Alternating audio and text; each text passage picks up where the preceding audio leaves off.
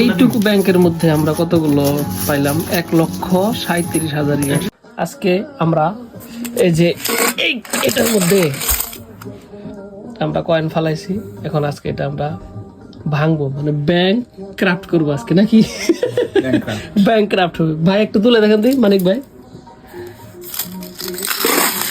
অনেক 7 কেজি হবে আমার কাছে মনে হয়। 7-8 কেজি না? আচ্ছা, আমরা 3.5 কেজি 3 কেজি। এই যে এই ব্যাংকের যে মালিক ভাই আমার জাহিদ ভাই, ডাক্তার আচ্ছা, তো আমরা দেখবো আজকে কতগুলো টাকা হয়।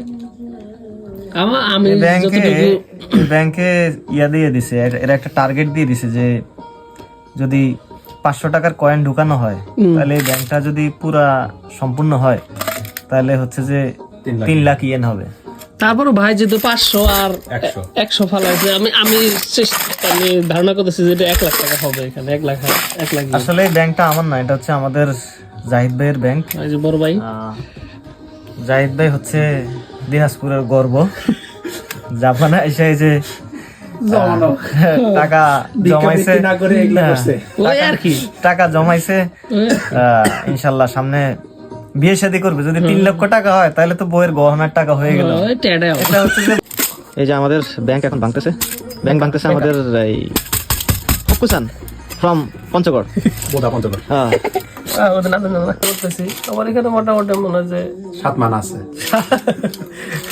40,000 হবে যতটুকু সম্ভব, কারণ 500 টাকা বেশি আছে তো। ডাক্তার শুধু 1 মানের নোট ঢুকায়, নোট। আর ওই যে এই যে বড় ভাই ডাইরেক্ট 10,000 করে থয়। আমি হচ্ছে যে আমার প্ল্যান হচ্ছে যে ব্যাংক কিনে আনবো আজকে আইনা, তো ব্যাংকের ভিতরে একসাথে 3 লাখ টাকার ইয়া ঢুকাবো, নোট ঢুকাবো, ঢুকায় পরের দিন ভাঙবো। আগের দিন ঢুকাবো, ঢুকায় পরের দিন ভাঙবো, এই আর কি। জমা হইলো বেরো হইলো, মাঝখান থেকে 100 টাকার ব্যাংকটা লস হইলো আর কি। কিন্তু বাসা ভাড়া 30,000 উপর দিতে হবে, বাসা ভাড়া 30 উপর দেওয়া যাবে না। লোন আছে। তো এখন বিষয়টা যেটা সেটা হচ্ছে যে এটা আসলে খুবই একটা শখের জিনিস। সবাই, কারোর শখ হচ্ছে ঘুরে উড়ানো, কারোর শখ হচ্ছে যে ব্যাংক টাকা জমানো। তো আমাদের জাহিদ ভাইয়ের সকল টাকা উড়ানো, বিয়ে শাদী করবে, তো এই জন্য শখ ছিল যে গহনা করবে আর কি। এখন এটা ধাতু, একটা ধাতু ক্ষয় করে আরেকটা ধাতু কিনবে আর কি। এটা যাবো বাসা ভাড়ার খরচ, ভিক্ষসী খরচ।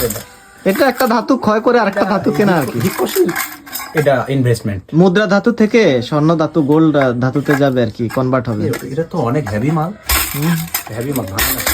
আমি ভাবছি আরো নরম হবে মনে হয়, আর শক্ত হবে ভাবছিলাম।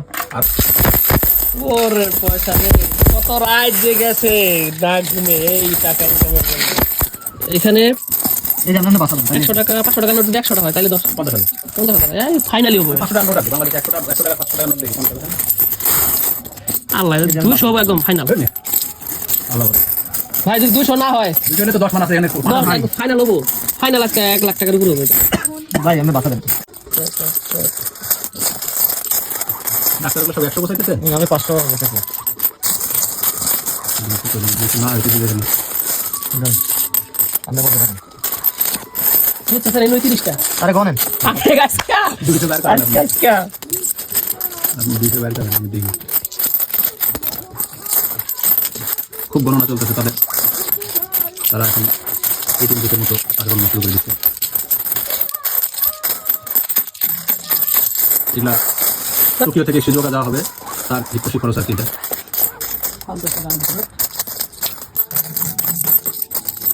সুন্দর গান, সাথে টাকা গণনা চলতেছে। এই 100 হয়ে গেছে কেন? 100 কয়েন, এখানে 100 কয়েন বেশি দেখতেছি, ওখানে কয় বলে 100 কয়েন নেই বুঝে। ডাক্তার খুব ব্যস্ত। যেগুলো 500 কয়েন, এখানেও 500, এখানে সব 100। পয়সা গুলো সবচেয়ে ভালো লাগার ব্যাপার হলো একটা পয়সা কোনো সমস্যা নেই, ময়লা ওঠে। আমার এখানে 74, আর আমাদের দেশে জীবন টাকার মধ্যে ময়লা 10,000 20,000 20,000 30,000, এখানে 50,000 সর্বমোট। তাতে ডাক্তার আপনার অনুভূতি কি? সর্বমোট এইটুকু ব্যাংকে 1,37,000 অর্ধেকের মতো ভরাইতে পারছিলাম আর কি। এটাই হলো আমাদের দুদিনের আমাদের কাজে লাগবে। এখন এই যে 1,37,000 ইয়েন, এই টাকাটা এখন আমাদের কি পরিমাণ কাজ বলে আসলে এইটুকু ব্যাংকের মধ্যে আমরা কতগুলো পাইলাম 1,37,000 রিয়াল। 100 টাকা যেটা ঢুকে, হ্যাঁ এয়ার টিকিট। এটা আমাদের বাসায় বাড়িতে যাওয়ার ভাই টাকা হয়ে গেছে। আসলে এই যে অল্প অল্প করে যে জমা, সেটা কি পরিমাণ একটা অ্যামাউন্টে পরিণত হয়েছে। আসলে জাপানে এটা খুব প্রচলিত আর কি, জাপানিজরা এটা ব্যবহার করে। মাত্র এতটুকু 110 টাকা দিয়ে কিনে এটা রেখে দিলে, আমরা তো দেশে মাটি দিয়ে রাখতাম, ওই আজকে একদম কালকে বাইক রে ফেলে। 500 ঢুকলে কত হয় ভাই? টাকাগুলো নিয়ে এখন কালকে ব্যাংকে যাব, গিয়ে ওখানে নোট করে নিয়ে আসতে পারবো আমরা। এই যে এখানে 1,37,000 ইয়েন। ভাই এখন কোটিপতি।